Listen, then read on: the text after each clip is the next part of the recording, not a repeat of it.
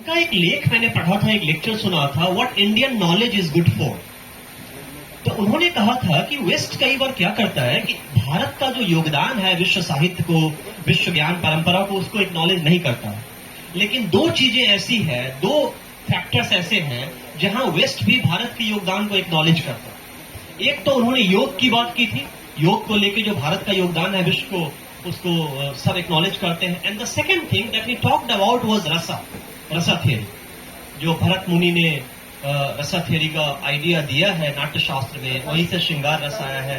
बाकी सारे रस भी आए हैं, उसमें 8 रस थे, बाद में 9th ऐड किया गया, बाद में 10th ऐड किया गया, जिसे नॉनसेंस कहते हैं, नॉनसेंस रसा, that's also a part of रसा। तो वो श्रृंगार रस है। और अच्छी बात है, इस एज में मोहब्बत की बातें नहीं करेंगे तो कब करेंगे बच्चे। यही एज है श्रृंगार रस के बारे में लिखने के लिए, प्यार मोहब्बत की बातें लिखने के लिए।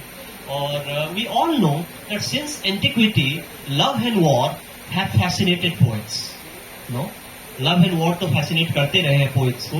और चूंकि मैं क्लासिक्स पढ़ाता हूं, फिर से एक एग्जाम्पल मैं देना चाहूंगा ओविड का। ओविड के बारे में आप सबने सुना होगा। और हुआ ये था कि like many of your parents, Ovid's father too in the 1st century AD Rome wanted him to become a civil servant and serve the emperor. But Ovid wanted to be a poet. He wanted to be a love poet. He did not pay attention to his father's advice. And he started writing love poetry.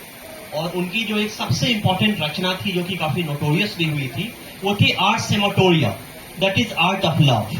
In that work, he declares himself to be a technician of Venus and teaches others how to trap a lover.